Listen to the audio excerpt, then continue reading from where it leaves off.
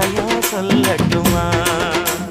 மாமே தரணும் சீரு, ரெண்டு மாங்கா கட்டு தோடு. நீ சிரிக்கிற தங்கத்தேரு, ஓ தேவை என்ன கேளு.